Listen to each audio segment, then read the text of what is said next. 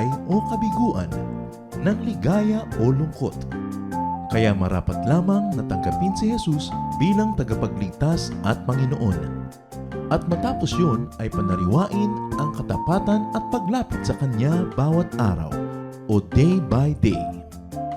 Ang day by day ay naglalayong umalalay sa pang-araw-araw na pamumuhay. Narito po si Kuya Ed Lapis sa mensaheng pinamagatang 8 Habits of Happy Families.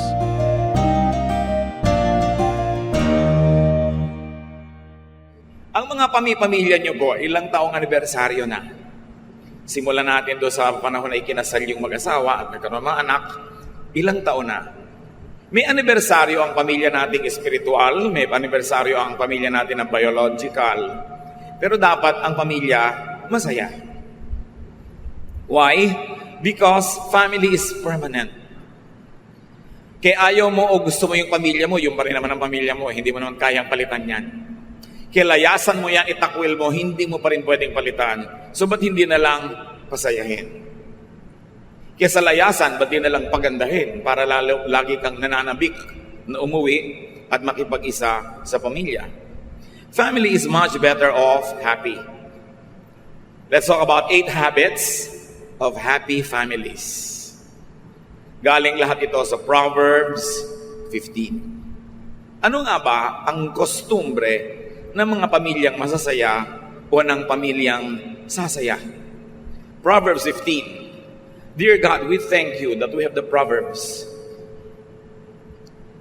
Salamat na yung karunungan ng mga matatanda noong unang panahon pa ay nabuo, nasulat, at hanggang ngayon pwede naming pakinabangan. Nananalig kami na ang mga karunungan ito sa inyo nagmula at itinuro nyo sa maraming mga saling lahi at ngayon nais naming makinabang. Buksan nyo po ang aming mata, ituro nyo sa amin ang pinakamagandang paraan ng pag-unawa ng matatandang kasabihan at ito'y maging kapakipakinabang sa amin ngayon. Be our speaker. Give us the wisdom to understand your word, O God. Lead us so our families will be happier, will be better. All for your glory. And we pray in the name of Jesus our Lord. Amen. Proverbs 15, I'll be reading from the Contemporary English Version. A kind answer soothes angry feelings, but harsh words stir them up. Kind words are good medicine, but deceitful words can really hurt. In happy families, members speak kindly and truthfully to one another. Kung tayo ay polite sa mga strangers, kung tayo ay may nire-reserbang good manners, good words sa mga boss sa opisina, sa mga customers ng ating negosyo, higit lalo dapat pinakamagaganda yung salita na binibitiwan sa mga miyembro ng pamilya. Kasi yung customer, pwede namang maputol ang relasyon nyo. Yung mga boss mo, mag-resign ka lang, hindi mo na boss yan, pero ang pamilya mo, pamilya forever. Kaya dapat maganda ang salita. Mabait. Hindi nakakagalit. Hindi nakakapagpalabas ng kabangisan ng kapwa, kundi nakakapagpalabas ng kanyang kabaitan. We are polite. If you have to have a happy family, and if you already are happy, and you want to be happier, improve every day on this department. Politeness. Kagandahang asal. Proverbs 15:5, don't be a fool and disobey your parents. Be smart.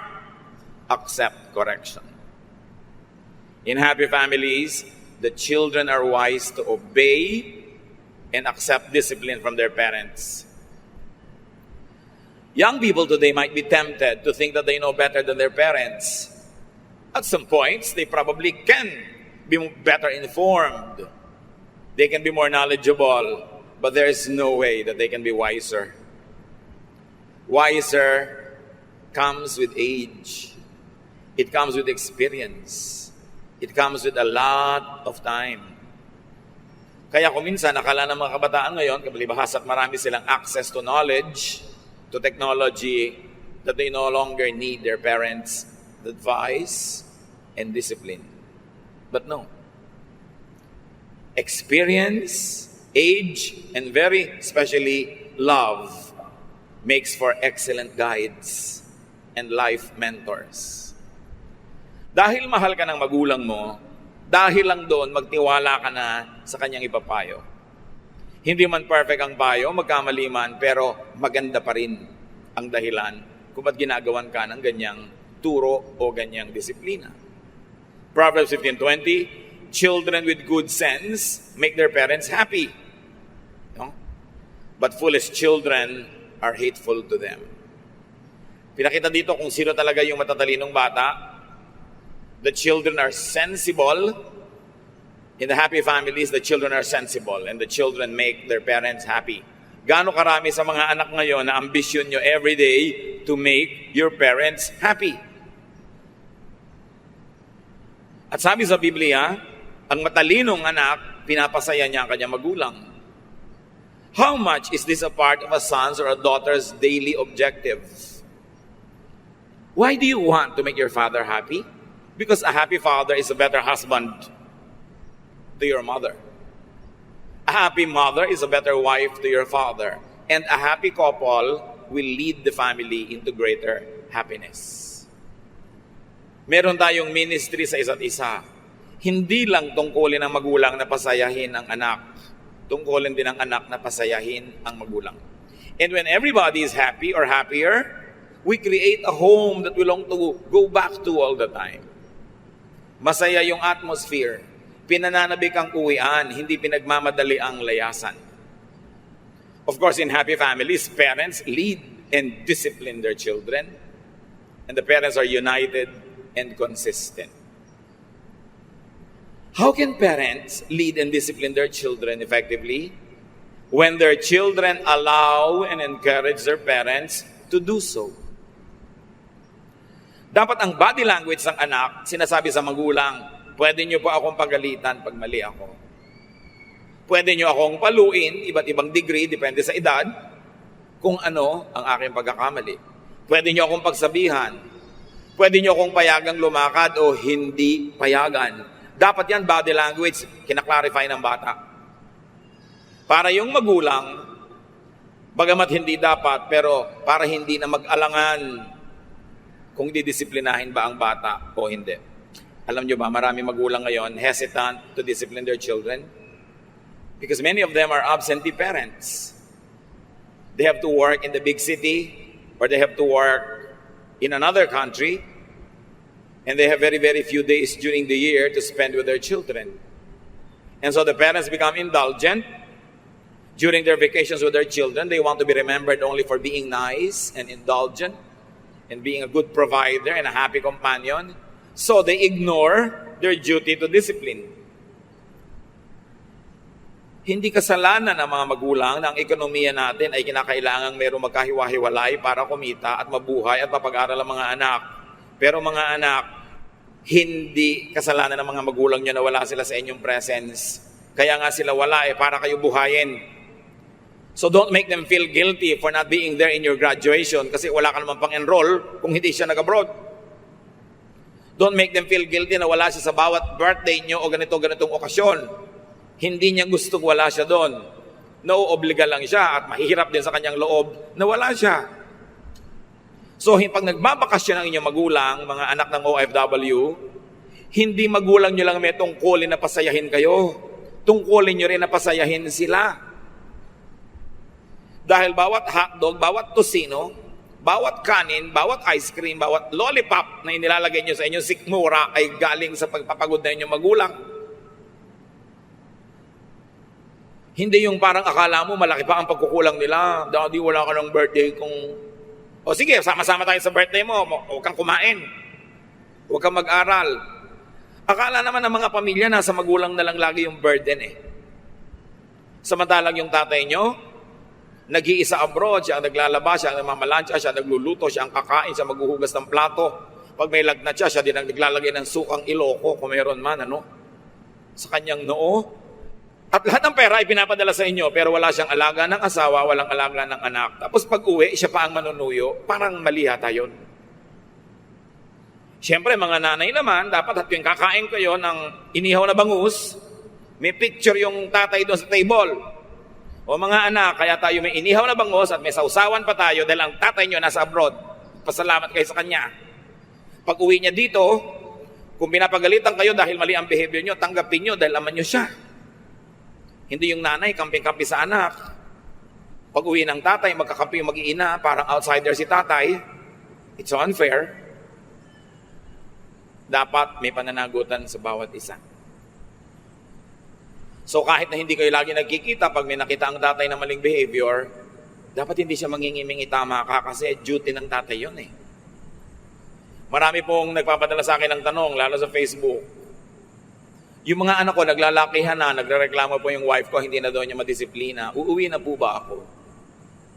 Sabi, alam nga naman, hindi ka pa umuwi. Pag uwi mo, may sungay na yung mga anak mo, may kaliskis, may buntot. Wala, kunwari lang, may anak ka, pero malayo na yung loob sa'yo, parang wala ka na rin anak nun. Isang tricycle pa lang po ang aming naipupundar. Kailangan mag-decide ka. Kung kailan yung enough, kailan yung tama na. Siguro pag nag-abroad ang tao, the first 3 to 5 years need. But if it's already overly long, greed na yon. Ayaw nang tumigil. Lalo yung asawa, di mga 10 years pa para makabili tayo ng bahay. Bahay saan? Sa Pinilya. Ang layo. Di ba? So another 10 years, Daddy, para makabili tayo ng car. Dahil ang layo, kailangan ng car.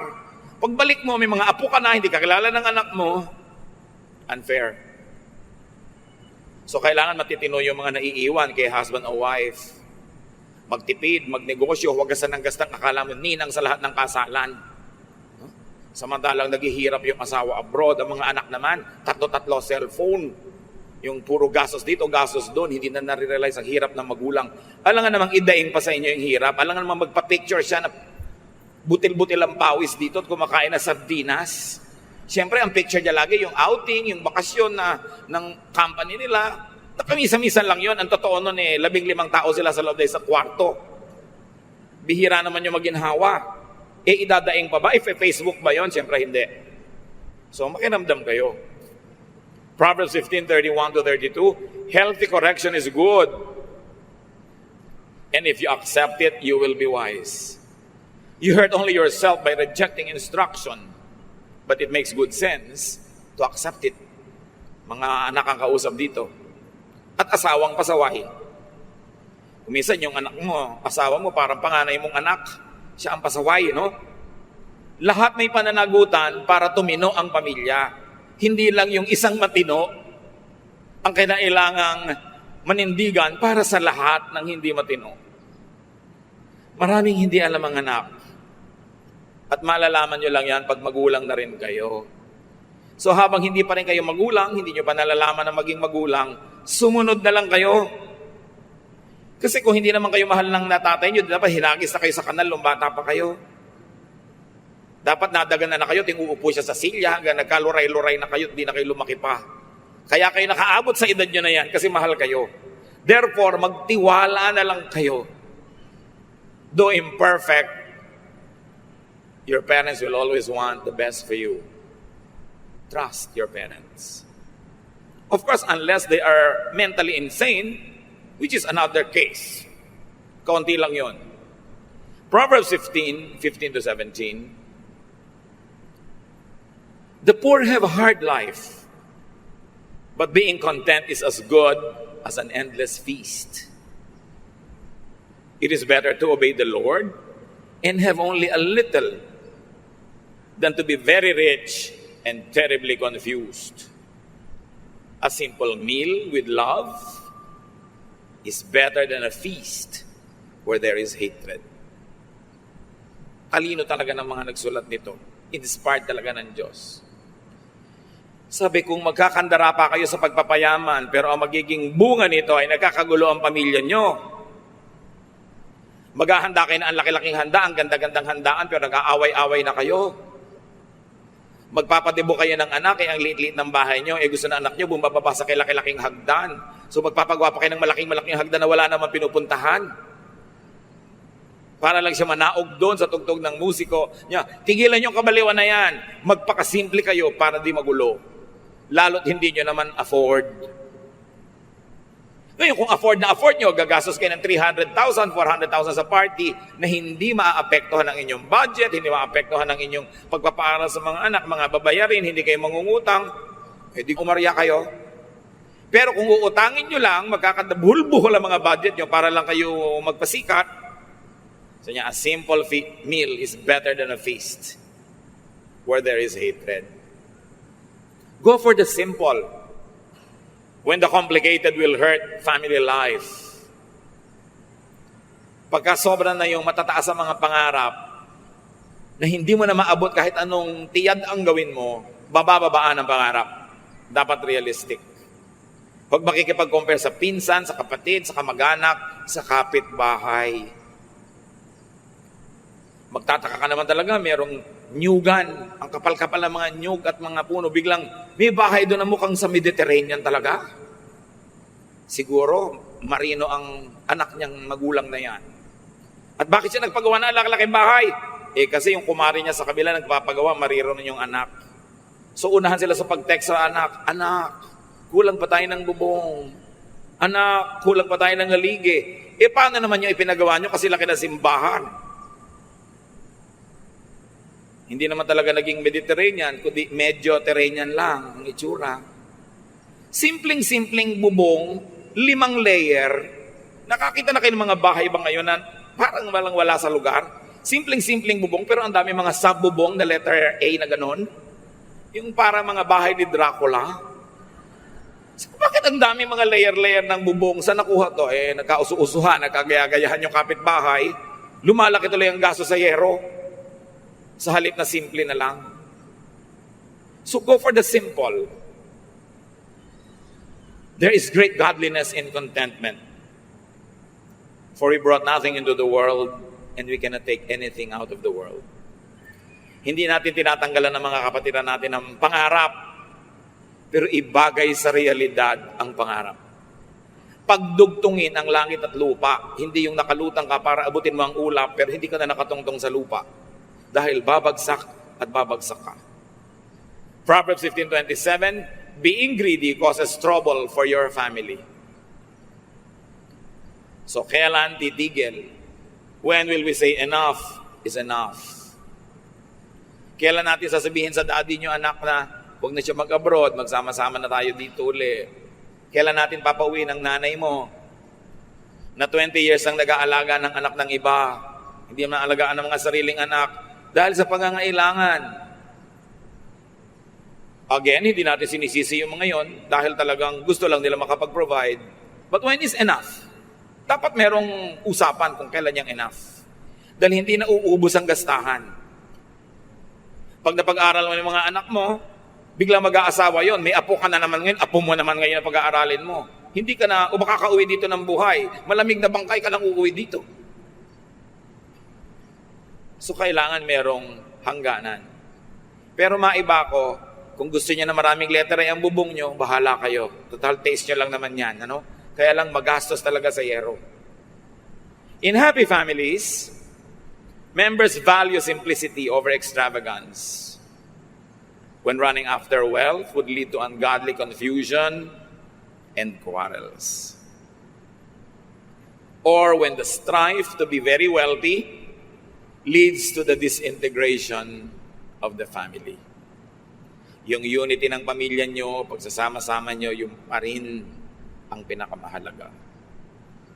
Mga kapatid, mahal man at murang pagkain ang ilagay nyo sa sikmura nyo, ganun din ang ending. Kumain kayo ng 100 na pesos na set budget meal, at gumastos kayo ng 100 or 1,000 per person in a fancy restaurant, yun pa rin ang ending sa Poso Negro. Yun din yun. So, pamisa-misa lang dapat yung mga ganyang activities. 5 man o 50 ang inyong underwear, ganun pa rin yung katawan nyo. isuot nyo man yung mahal o hindi mahal, yun pa rin ang ending. So ibagay natin sa ating mga kakayanan para hindi sobrang mabigatan yung naghahanap buhay. Proverbs 15:18, another habit of a happy family. Losing your temper causes a lot of trouble, but staying calm settles arguments. In happy families, members keep calm in potentially explosive situations.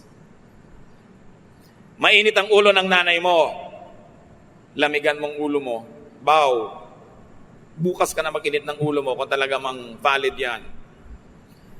Mainit ang ulo ni wife, wala namang masyadong dahilan si husband para mag-init ng ulo, baw. Gayahin natin ang kawayan, nagbabaw pag malakas ang hangin para hindi mabali. So kitang-kita mo na, talagang masama ang mood ng isang member of the family, huwag salubungin. Huwag niyong patunayan na mas kaya niyo na magsumigaw at mas malakas pa sa sigaw niya dahil walang magayaring mabuti. Pag nararamdaman niyo na uuwi sa argumento ang isang usapan, bite your lips, stop talking, wait for a more quiet and subdued moment to plead your cause. Gaano man kahusay, karunungan sasabihin mo, pero kung wala naman nakikinig dahil mainit ang ulo niya at sumisigaw siya, what's the point in speaking? Palampasin. Mas matindi ang galit, ang mood, mas mabilis mawala, parang ulan. Pag sobrang lakas ng ulan, makakaasa kayo, hindi lalampasan 10 minutes, tapos yun. So pag gano'n na gano'n, very intense ang feeling ng member ng family, hayaan nyo lang, mag-express. At pagpayapa na siya, nakakain na, nakapagpahinga na, bukas, sa makalawa, doon yung sabihin, alam mo, ang init-init ng ulo mo last time, gusto ko ipaliwanag sa iyo yung side ko, na hindi naman dapat uminit ang ulo mo doon. Or alam mo, may kamalian ka doon at ito yon, pero pag tahimik siya, hindi yung paggalit. We communicate with family members to make peace, not to make war. Pero oras sa sumigaw ka, nagalit ka rin, may kasamang dabog, you're not making peace anymore, you're making war. At saan pupunta yung usapan ninyo? Kundi magkakagalit. So, yun daw ang matatalinong miyembro ng pamilya. They don't lose their temper. When you know that you are potentially an explosive about to burst out, be quiet. Mahirap mamagtimpi, pero mas konti ang damage nun kesa sa ibulalas mo lahat ng nararamdaman mo. Tapos mamaya, sorry ka. Mabuti nagsosorry, pero mas mabuting hindi ka nagsosorry dahil wala ka naman dapat ipag-sorry. Hold your tongue. Those who have a loose tongue usually get into a very tight place.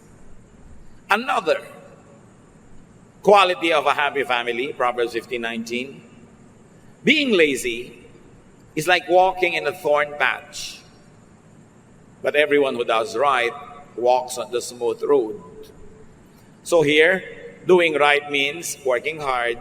Doing wrong means being lazy. In happy families, no one is lazy. Everyone works. Ang lakas magpalungkot ng mga kasama sa pamilya ang katamaran ng isang miyembro. Lazy members burden the family. Kasi yung dapat buhat nila, pinapabuhat nila sa iba. Yung dapat bayaran nila, pinapabayaran sa iba. Yung dapat gagawin nila, pinapagawa sa iba. You will cause unhappiness. Lazy members cause stress and resentment. Lazy members also destroy harmony and happiness. And very often, lazy members of the family self-destruct. Kalbaryo ang may anak na batugan, mas kalbaryo ang magkapag-asawa ng batugan. Mga babae, kahit ang ganda-ganda ng dibdib niya at may bicep, pag tamad, burahin niyo sa listahan niyo. Ilang araw lang kayo magagandahan sa korte niya, mamaya inis na ang mararamdaman niyo buong buhay, pagbatugan. Pagtamad. Kaya mga nanay, huwag niyong konsentihin ang mga tamad yung anak. Kasi ite-turn over niyo sila sa mga papangasawa, walang kakwenta-kwentang tao, kawawa yung mga papangasawa. Yung mga tamad na ayaw magtrabaho pero gusto maganda yung cellphone. Mga walang ginagawa kundi magparumi ng damit, hindi naman marunong maglaba. Kain ng kain, hindi naman marunong magligpit ng plato o magluto. Sa family lahat natitrain yan. At madalas, hindi lagi pero madalas, behind a very tamad na anak ay isang konsentidorang nanay. Yung tamad na lalaking ganon, napangasawa mo, ang tamad pala, kadalasan yung biyenan mo ang may kagagawan niyan kasi binaybi si tamad. Alam niyo bang magulang lang nakakapagtiyaga sa tamad, pero ang asawa hindi? Kung akala niyo na pagtsatsagaan kayo ng asawa niyo dahil ang tamad niyo, nagpa-private message na sa akin, tinatanong kung lalayasan na kayo. Pinipigil-pigil ko pa lang, ano? Baka akala nyo magtitiis yung mga babaeng yan forever, ha? Hindi kayo nakakaramdam. May himagsik ang bigla na lang sisiklab. Don't be too sure. Pagka wala kang ikino-contribute sa inyong family income, ikaw pa yung gastos at nambababae ka pa. Kadalasan, magkakasama sa isang tao yun. Huwag kang pa kasi sigurong pagtsatsagaan ka ng asawa mo forever. Proverbs 15:20-23. Without good advice, everything goes wrong. It takes careful planning for things to go right. Giving the right answer at the right time makes everyone happy. So another habit of a good family, good advice is given and taken. Ang mga pamilyang masasaya, nakikinig sa payo ng isa't isa o payo ng outsider na nakakatulong sa pamilya. At sila man, sinisikap magbigay ng magandang payo sa isa't isa. At paano nyo nagagawa yon? Pinapatalino mo ang sarili mo para pag may nagtanong na family member, makasagot kang tama. Hindi yung inay, ano po kaya ang gagawin ko sa asawa? Kaya ewan ko sa'yo, buhay nyo yan. Hindi ganun. Dapat nakakapagbigay ka ng matalinong advice. Kaya kailangan pinag-aaralan mo ang buhay. Pinag-aaralan mo ang salita ng Diyos. Nag-o-observe ka para pagkailangan ng katalinuhan, may makatas naman sa'yo. Tungkulin ng bawat isang miyembro ng pamilya na magpakatalino. Kasi bawat isang hindi matalino, pabigat. Tayo naman kasi mapagmahal sa mga kamag-anak, lalo immediate family, hindi naman natin talaga tinatapon. Anong ginagawa natin? Pinagtsatsagaan nating pasanin. Hirap na hirap ka, pero pinagtsatsagaan mo, ito ba ang gusto nating ibigay sa kapwa natin sa pamilya na mahirapan dahil sa atin? Dapat nahihirapan lang sa atin dahil sobra ka pang bata o sobra ka ng matanda kaya hindi mo na maalagaan ang sarili mo. Pero pag nasa gitna ka nun at malusog ka naman, hindi ka dapat problema, hindi ka dapat pasanin. Kasama ka sa lumulutas ng suliranin, hindi ikaw ang suliranin. This is what godliness is all about. So in happy families, that's what happens. Good advice is given and taken. And their diligent search for wise advice produces happiness. Pagka nalulutas sa mga suliranin, lumiliwanag ang madilim, tumutuwid ang liko, ang kasunod nun, kasiyahan, kapahingahan. Proverbs 15:24-25. All who are wise follow a road that leads upward to life and away from death. The Lord destroys the homes of those who are proud. So in happy families, humility is prized and practiced. Hindi masaya ang pamilya na mayayabang ang miyembro. Pataasan, payabangan, patigasan ng loob, patagalang hindi kikibo. Hindi sasaya ang ganong pamilya. Ang sumasayang pamilya, yung una-unahan sa pagpapakumbaba. Pag may mali, una-unahan sa pagsusori. Pagka nagtampo, una-unahan sa pagkalimot ng tampo para ma-restore ang relationship. Ganon ang kasiyahan. Hindi yung gustong-gusto mo nang kausapin yung kapatid mo, pero mauna siya. Pag nakaramdam ka na gusto mo na, kahit di pa siya mauna, unahan mo na, dahil siguro inaantay din niya, mauna ka eh. Kaya ang sinasabi sa Bible, outdo one another in doing good. Not in doing bad. Kung magko-contest kayo sa loob ng pamilya, contest, pabaitan. Paiksian ng pagtatanim ng sama ng loob. Padali ang makipagbati kung nakipaggalit man. Even to outsiders. Ang isang taong mayabang, mapagmataas, kahit sa outsider, pabigat yon sa pamilya niya. Why? Kasi may makakalaban ka sa labas. Pag inattack ka nun, tinaga ka halimbawa, di ba pamilya mo rin magpapa-hospital sa'yo, dadalaw sa'yo? Pag ang yabang-yabang mo sa pinagtatrabahuhan mo, tinanggal ka sa trabaho, wala ka ngayong pera, di ba pamilya mo na naman magsusupport sa'yo? May nakaaway ka, nakipagbabag ka, nakita ng kuya mo, di ba dadamayan ka rin kung binubugbog ka na doon sa labas? So pag mayabang ka, tatandaan mo ito, ipinapahamak mo ang pamilya mo dahil tutulungan at tutulungan ka nila pag nalagay ka sa gulo. Kaya nagpapakumbaba ka rin kahit sa labas, para ang uwi-uwi mo sa pamilya mo, mga kaibigan, hindi kalaban. Kawawa yung mga miyembro ng pamilya na mayroong mga basagulerong mga kapatid. Mga kapatid na chismosa, mga napapaaway dito, napapaaway doon dahil madadamay at madadamay ang lahat. So humility is prized in practice, and therefore the family receives God's favor and protection. Ang yaman nitong Proverbs 15. Halimbawa, verse 30, a friendly smile makes you happy, and good news makes you feel strong. Di ba? Pag nangingitian tayo, nakakarinig tayo ng magandang balita, nakakapagpalakas. Hindi lang ng katawan, kundi ng loob. So in happy families, cheerfulness is valued and practiced. Paggising mo sa umaga, conscious ka, magpapasaya ako ng family members. Hindi nakasimangot ang mukha mo, wala kang kinakausap dahil wala ka sa mood. Bakit kailangang itambak mo sa pamilya mo yung laso na yan na nakuha mo naman sa labas? Si tatay, si nanay, mainit ang ulo sa trabaho, pag uwi, mainit ang ulo, dala-dala sa pamilya. Bakit yung laso na nakuha mo sa labas, iuwi mo sa bahay? Ganon din yung mga anak. Gagawa ka ng gulo, babagsak ka sa eskwela, susunugin mo yung building, kung ano-anong gagawin mo sa school, yung nagpapakatino mong magulang, ipapatawag ng principal,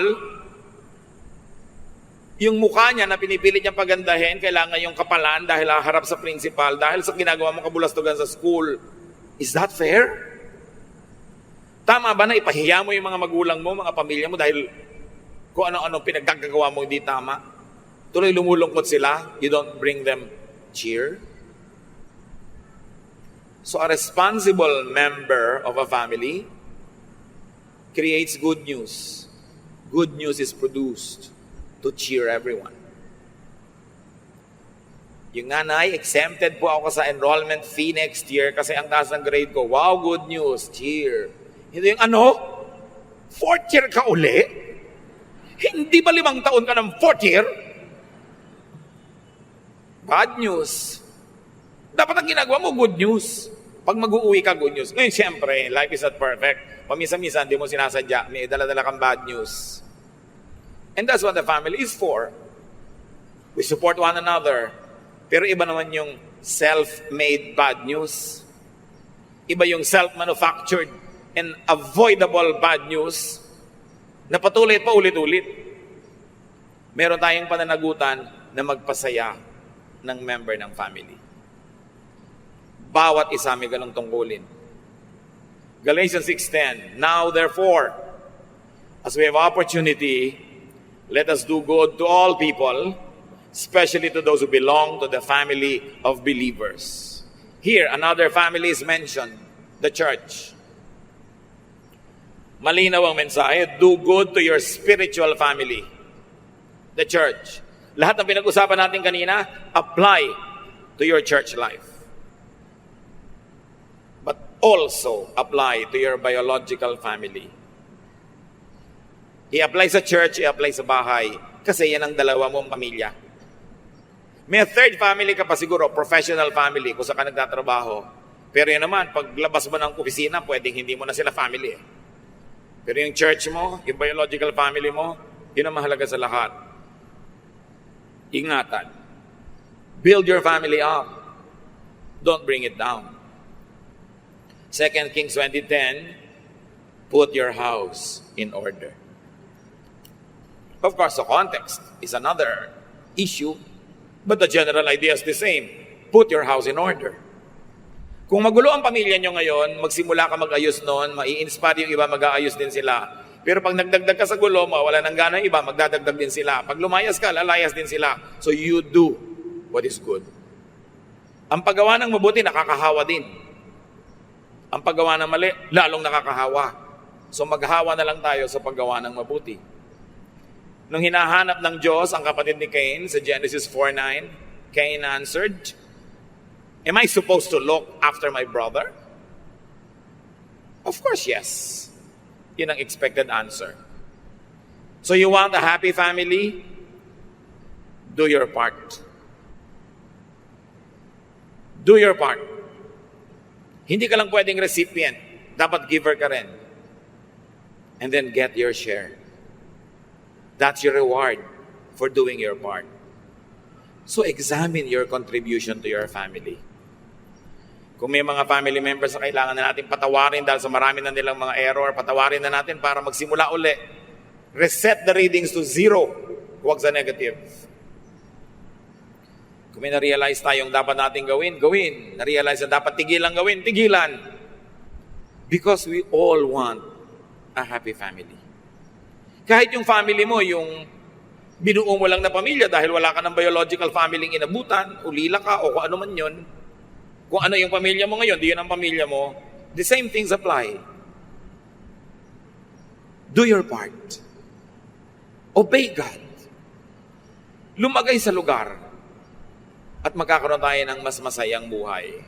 Panginoon naming Diyos, gustong-gusto ng bawat isa na magkaroon ng masayang pamilya.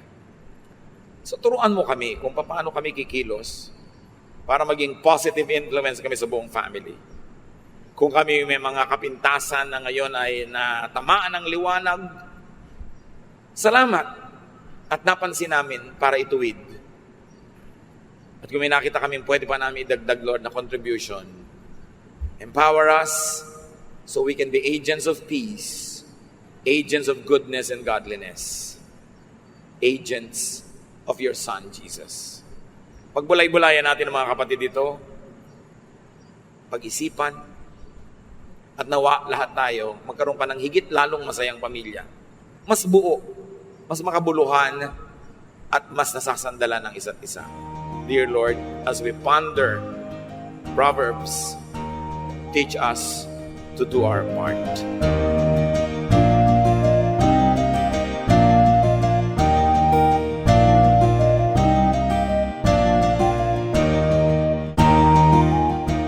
Ang katatapos pong mensahe ni Kuya Ed Lapiz ay pinamagatang 8 Habits of Happy Families.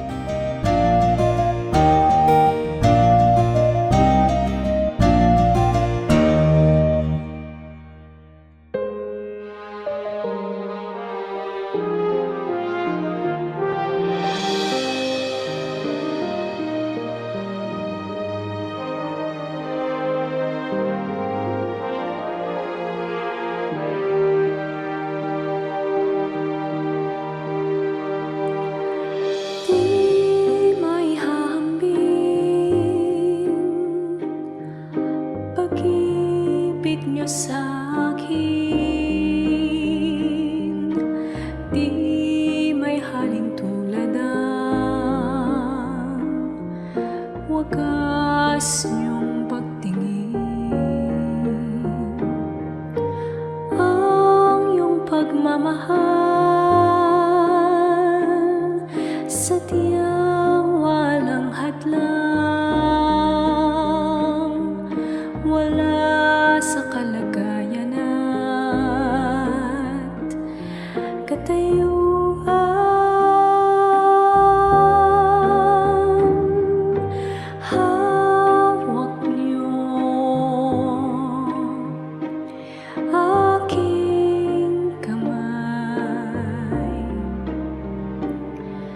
sa tuwing nanananglahay at sa tuwing magkamali, walang hanggang pagpapatawad niyo sa'kin.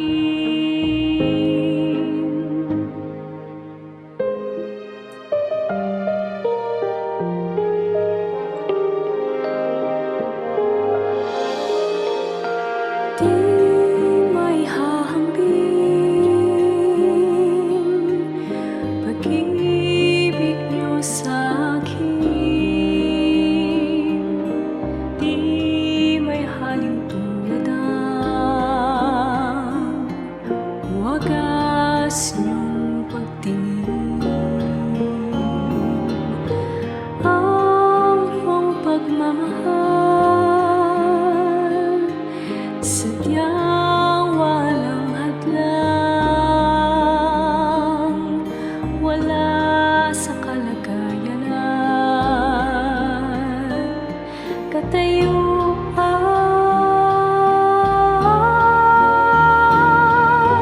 hawak niyo aking kamay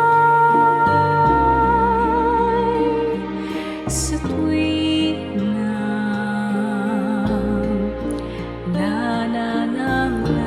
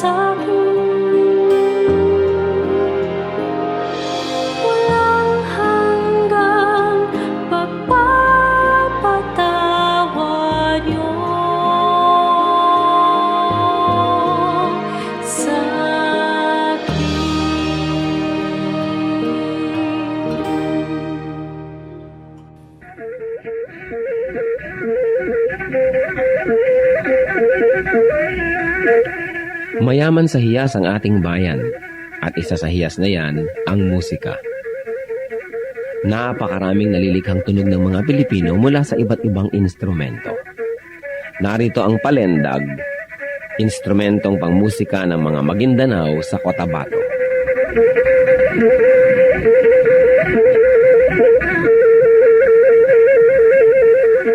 Ang palendag ay yari sa isang manipis na buho na may 2 sentimetro ang bilog at 10 sentimetro ang haba.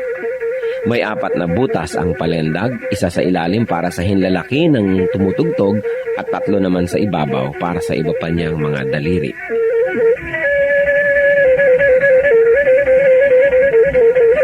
Inukaan ang isang dulo ng buho upang lumapat ito sa labi ng manunugtog habang siya'y umiihip. Sa kabilang dulo naman ng palendag ay may isa ring malaking uka kung saan nagtatapos ang instrumento.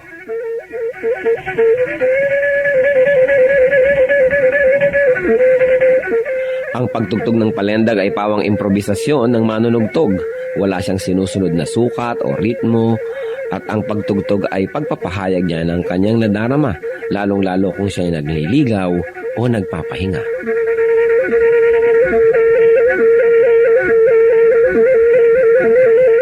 Ang musika ay wika ng kaluluwa. Ang ating musika ay marapat lamang na pag-aralan, kilalanin, at tugtugin sa karangalan ng Panginoong Hesus. Ang palendag ng Maguindanao sa Cotabato.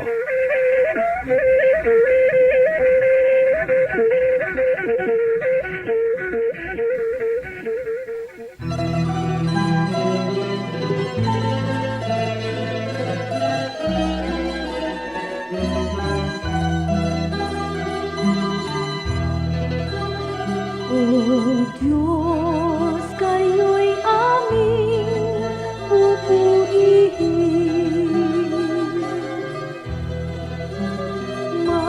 Marapat na ito'y aming gawin. Ang inyong gawa sa amin ay namamasdan.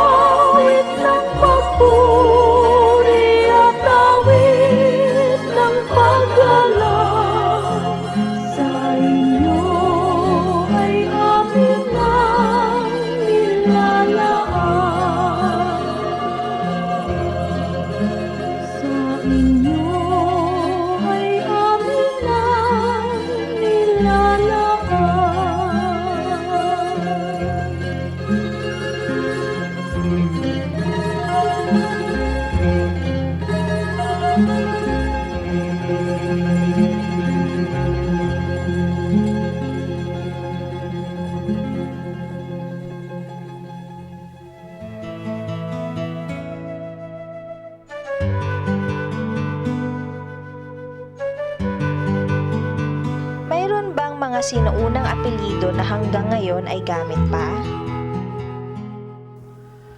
Marami sa mga sinauna nating mga apelyido nagsusurvive, ha? Although na iba yung spelling, na iba yung pronunciation. Katulad niyang Lacan. Lacan means a royal person o kaya isang leader, isang kinitingala sa lipunan. Kaya ang mga apelyido, halimbawa Lacandula, mga malaki ang pwede mong pagbatayan na yan ay mga descendants ni Lacandula. No?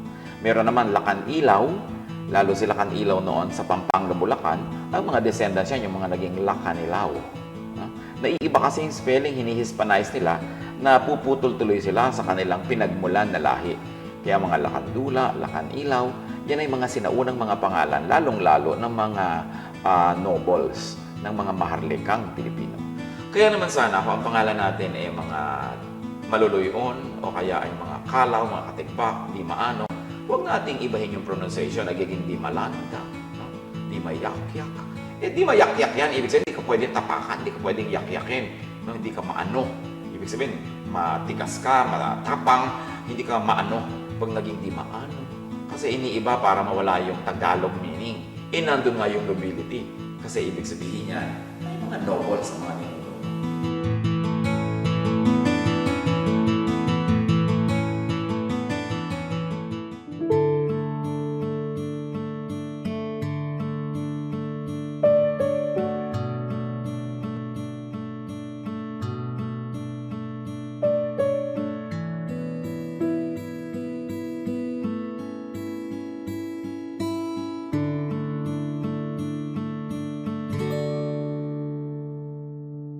Magpakailan pa man, magpawalang hanggan, pag-ibig niyo sa akin, di nababago ng hangin, kahit saan pa man. Kahit na sino man, kayo'y sa aming piling, di man maabot ng damdamin. Ang pag-ibig niyo'y wagas, hindi magwawakas. Ako ay niligtas.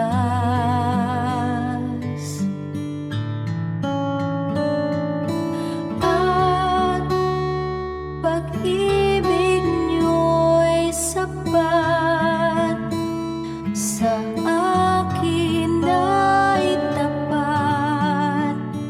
Kahit na di ako karapat-dapat.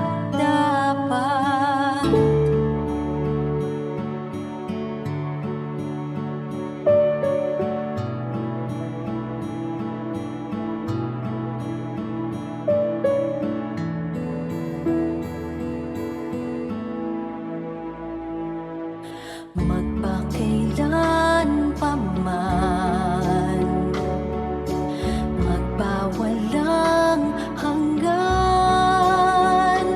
pag-ibig niyo sa akin, di nababago ng hangin, kahit saan pa man.